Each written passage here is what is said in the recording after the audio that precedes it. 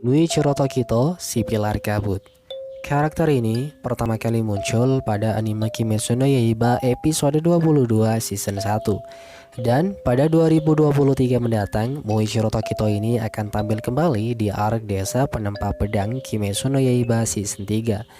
Muichiro Tokito adalah pilar yang memiliki ukuran tubuh terkecil setelah Kocho Shinobu. Rambutnya panjang berwarna hitam menuju biru kehijauan, serta pilar ini memiliki penampilan yang sangat sederhana ketimbang pilar lainnya. Meskipun begitu, untuk soal kemampuan bertarung jangan diragukan lagi sob. Muichiro Tokito merupakan pilar tercerdas dan paling jenius di antara pilar lainnya. Kok bisa Min? Ya jelas dong. Nih, Mimin udah kumpulin alasannya. Yang pertama, dia ini pilar paling muda, umurnya 14 tahun. Kedua, meraih gelar pilar hanya dalam 2 bulan. Ketiga, kecerdasannya dalam bertarung membuatnya menjadi pilar pertama yang membangkitkan tanda pernafasan dan pedang merah pertama generasi saat ini. Keempat, mampu solo lawan iblis 12 bulan garis atas. Nah, karena inilah sob, Muichiro Tokito ini disebut sebagai pilar terjenius, serta memiliki banyak penggemar di kalangan penonton. Namun, sebelum ia menjadi seorang pilar yang cerdas dan jenius seperti sekarang ini, ternyata Muichiro Tokito memiliki masa lalu yang mengejutkan. Nah, kali ini Mimin akan ceritakan kisah hidup pilar kabut Muichiro Tokito secara lengkap dan jelas. Jadi, welcome to Ops Anime.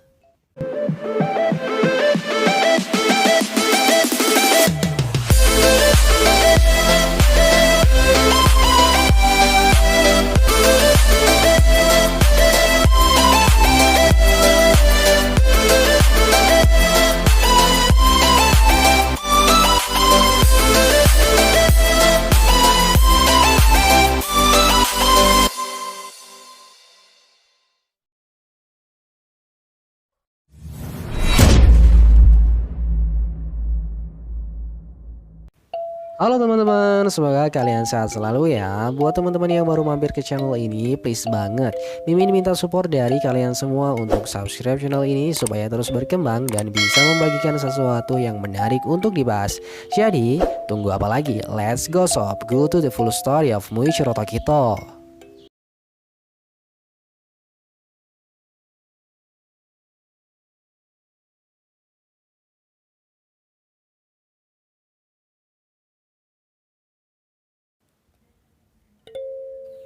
Pada manga Kimetsu no Yaiba, volume 14 chapter 118, cerita ini muncul pada ingatan Muichiro Tokito. Kisah ini adalah kenangannya 4 tahun yang lalu sebelum ia menjadi seorang pilar. Dahulu, Muichiro Tokito hidup bersama keluarganya di sebuah rumah sederhana pada tempat yang jauh dari keramaian. Muichiro Tokito memiliki ayah serta ibu yang namanya belum dijelaskan dalam manga. Dan ia juga memiliki saudara kembar yang bernama Yuichiro Tokito. Pekerjaan ayahnya sehari-hari adalah menebang pohon untuk dijadikan bahan bakar memasak serta dijual ke kota untuk memenuhi kebutuhan sehari-hari. Setiap hari, Muichiro Tokito selalu membantu ayahnya menebang pohon, merapikan kayu yang telah dipotong, dan membawanya pulang ke rumah. Sementara itu, saudara kembarnya Yuichiro Tokito selalu berada di rumah untuk merawat ibunya yang sedang sakit, serta ia juga melakukan beberapa pekerjaan rumah. Kegiatan ini berlangsung setiap hari dengan penuh keletihan dan suka duka. Sampai akhirnya di suatu hari, terjadilah sesuatu yang sangat disulit untuk diterima pada benak Muichiro Tokito dan Yuichiro Tokito. Karena penyakit ibunya yang semakin parah, sang ayah pun pergi keluar rumah untuk mencari tanaman herbal yang bisa dijadikan sebagai obat. Namun dikarenakan pada saat itu terjadi hujan plus angin yang kencang, nasib buruk pun menimpa ayahnya. Dia harus terjatuh dari sebuah tebing dan akhirnya meninggal. Lalu Karena daya tahan tubuh sang ibu yang terus melemah sebab penyakit bronkitis yang dideritanya, ia pun juga ikut meninggal. Dan telah tak bisa lagi melihat kedua putranya yang baru menginjak usia 10 tahun.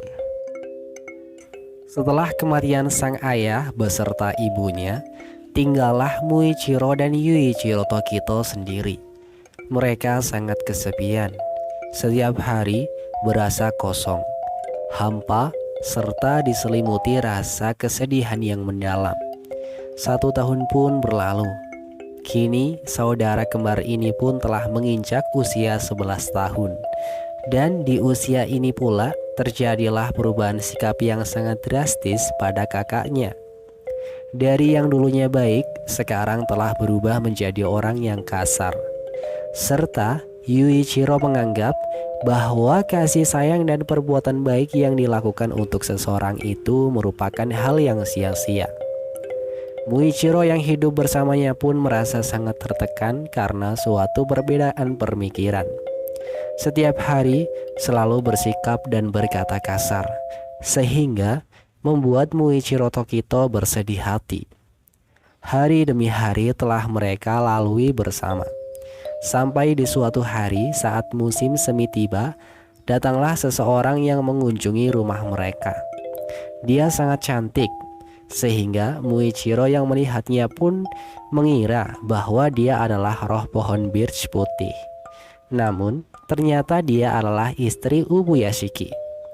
Namanya Amane. Dia datang ke sini dengan tujuan memberitahu bahwa Muichiro serta Yuichiro Tokito adalah keturunan dari seorang ahli pedang yang hebat. Dan juga ia menawarkan untuk ikut bersamanya menuju ke kediaman Ubuyashiki.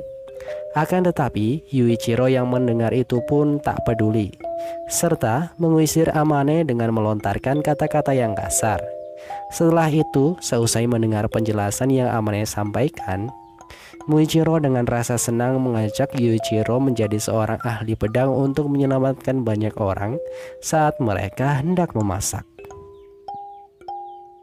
Yuichiro yang sedang memotong wortel lalu mendengar hal itu dari Muichiro. Seketika itu pisau yang dipegangnya dihantamkan dengan keras dan cepat untuk memotong wortel tersebut. Ia pun marah dengan nada yang sangat keras, membentak sambil memarahi Muichiro habis-habisan. Sampai akhirnya mereka pun saling diam. Dalam beberapa hari, Amane terus datang dan membujuk mereka untuk ikut bersamanya. Akan tetapi, karena marah sebab Amane selalu datang, Yuichiro pun mengusir Amane dengan menyiram wajahnya menggunakan air. Muichiro yang kesal sebab perlakuan kakaknya terhadap Amane, ia memarahi Yuichiro sampai mereka pun berkelahi. Musim semi berakhir dan musim panas pun datang, serta di tahun itu hawanya sangat panas. Dan di suatu malam terjadilah hal yang tak terduga saat mereka sedang tidur. Tiba-tiba pintu rumah mereka terbuka dan datanglah seorang iblis yang langsung menyerang Yuichiro sampai lengan tangan kirinya hilang. Iblis itu pun tertawa kejam sambil menghina mereka bahwa Muichiro dan Yuichiro Tokito hanyalah penebang pohon miskin, tidak berguna bagi siapapun, dan ada serta tidak adanya mereka tak ada bedanya. Muichiro yang mendengar hal itu pun tiba-tiba berteriak dengan kencang dan membantai iblis tersebut dengan cara yang mengenaskan sampai matahari terbit di pagi hari. Setelah itu, karena kelelahan dan berlumur darah, Muichiro Tokito tak kuat lagi berjalan. Ia pun harus merangkak untuk bisa melihat kondisi kakaknya. Akan tetapi, setelah ia sampai dalam rumah, ia melihat kondisi kakaknya yang sekarat. Dalam detik-detik terakhirnya, Yuichiro pun melihat Muichiro Tokito serta mendoakannya supaya selamat dan dapat bertahan hidup. Setelah itu pun Yuichiro Tokito meninggal. Tinggallah Muichiro sendiri di dalam rumah itu. Beberapa hari tak kunjung datang orang untuk membantu. Muichiro pun sampai melihat jasad kakaknya mulai dimakan oleh belatung. Namun saat Yuichiro akan tak sadarkan diri, Amane bersama kedua anaknya pun datang dan memberi pengobatan serta menguburkan jasad Yuichiro. Setelah itu dibawalah Muichiro Tokito oleh para Kakushi dipandu oleh Amane menuju kediaman Ubuyashiki. Setelah beberapa saat tak sadarkan diri dan dirawat oleh keluarga Ubuyashiki, Muichiro pun siuman. Namun dia tak mengingat apapun alias hilang ingatan. Ubuyashiki yang ada di sampingnya menyuruh Muichiro Tokito untuk istirahat terlebih dahulu dan tak perlu berpikir terlalu keras, serta dia juga menyemangati Muichiro bahwa di suatu hari nanti ingatannya pasti akan segera kembali.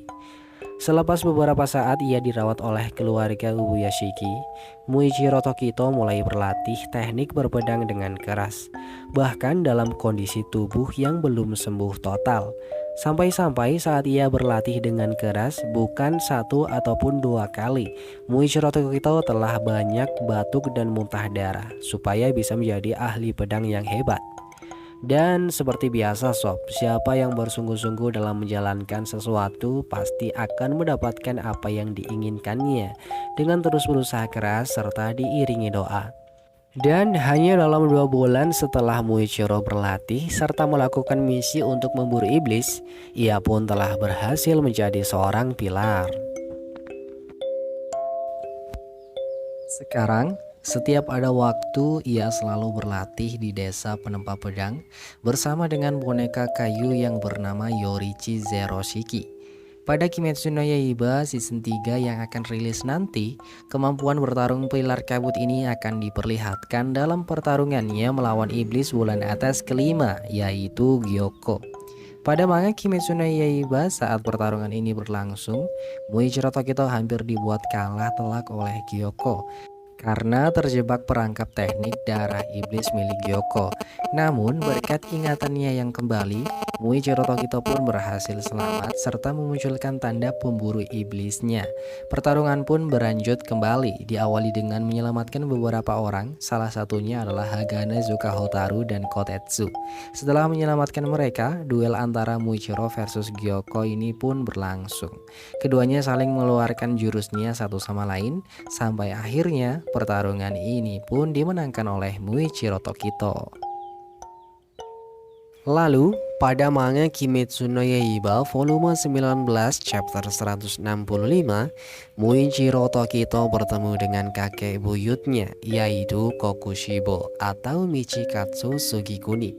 Serta Muichiro pun tak percaya bahwa ia mempunyai ikatan garis keturunan dengan Kokushibo. Tak lama kemudian setelah sedikit berbincang pun pertarungan bermulai.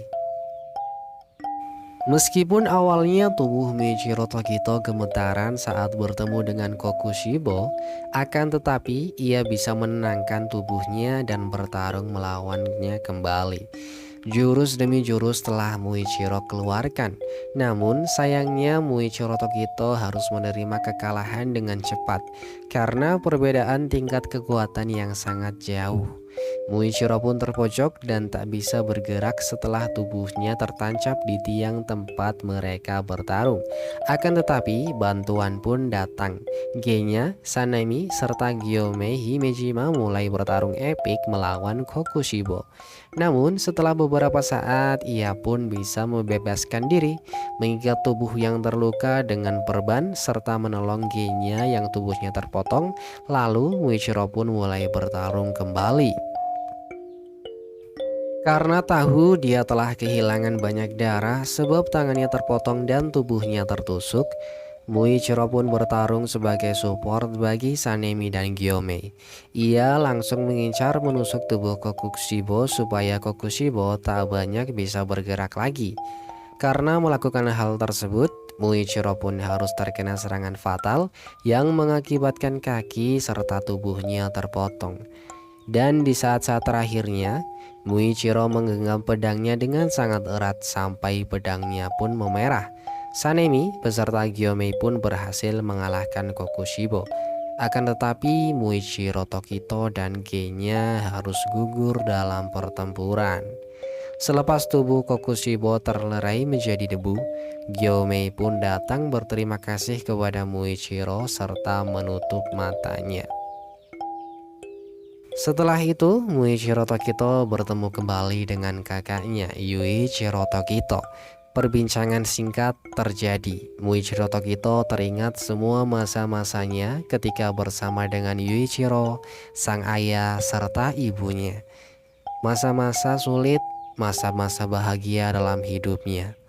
Tangis kedua saudara kembar itu pun mengiringi cerita ini, dan ditutup dengan ucapan kasih sayang dari kakaknya, yaitu ia tak ingin melihat Muichiro Tokito mati.